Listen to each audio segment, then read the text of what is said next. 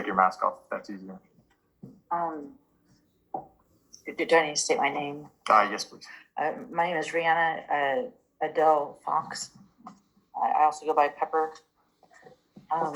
This is my impact statement.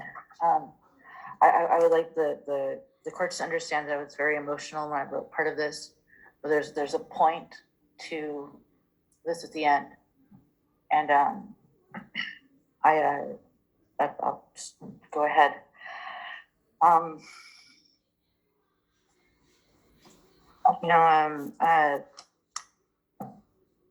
He has no idea what he has caused. I'm sorry to say that I feel like there's no remorse either. I think that this was an ego boost for him. This has destroyed my life. It's destroyed the lives of the Fox family, extended family, friends. For a lot of people in Jason's life, this is the most the first horrific thing that a lot of people have ever experienced. For the first time. For the last 521 days, I have wondered what it would be like to confront the walking cesspool that took my son's precious life. Throughout that time, I always envisioned this day being one of avenging the past. I could think of nothing but savoring the bittersweet taste of revenge as justice is served upon the social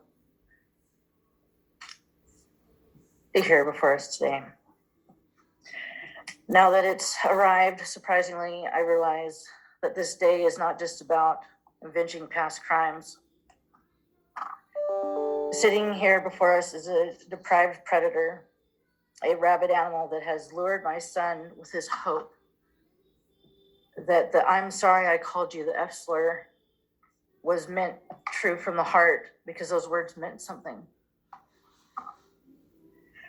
Because I quote from my son's voice recording from his iCloud account, "From the bottom of my heart, thank you. People never say they are sorry for calling me a F slur.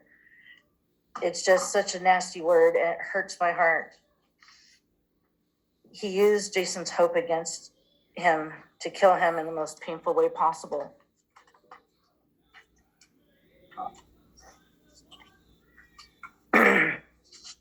He has terrorized this community and relished every minute of it.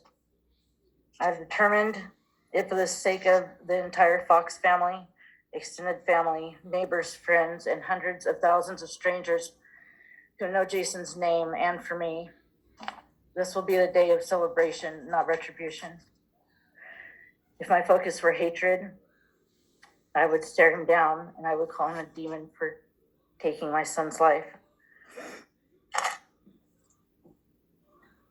If I embraced bitterness, I would remind him that he is nothing but a child murdering coward that's masquerading around as a human being. If I were the animal that he is, I would say that I would relish the thought of him being treated the same brutally way, in terror and agony at the hands of his soon-to-be fellow inmates. That he enjoyed inflicting on a defenseless victim, his defenseless victim. It wasn't just one-on-one, it was 4-on-1. I had to tie Jason's hands behind his back for it to be a fair fight. He has no honor.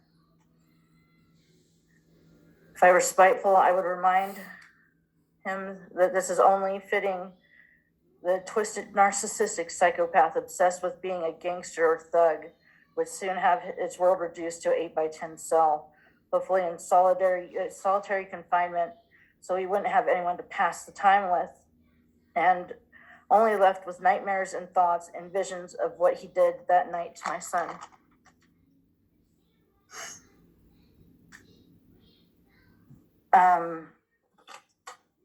Let's skip that completely. It's inappropriate.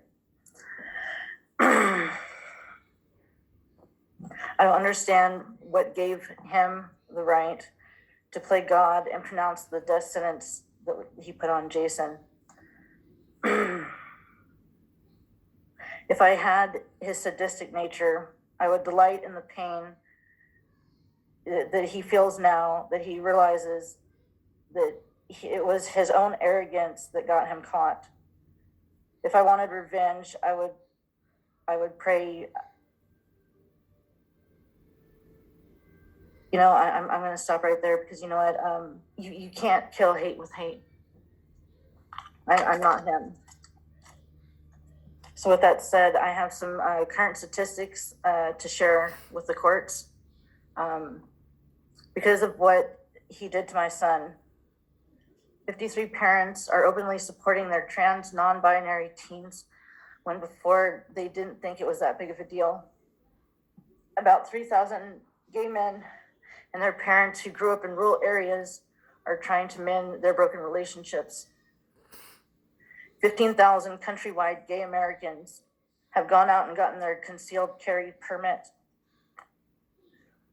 47.3 million people have heard my cries, cried for Jason, and know his name. He is not disliked nationally, but globally. 30-year-old adults had the courage to come out to the world. 49 teens between the ages of 15 to 19 years old have had the courage not only to come out, but eliminate unhealthy relationships with people that treat them the way that Claude treated Jason while he was living.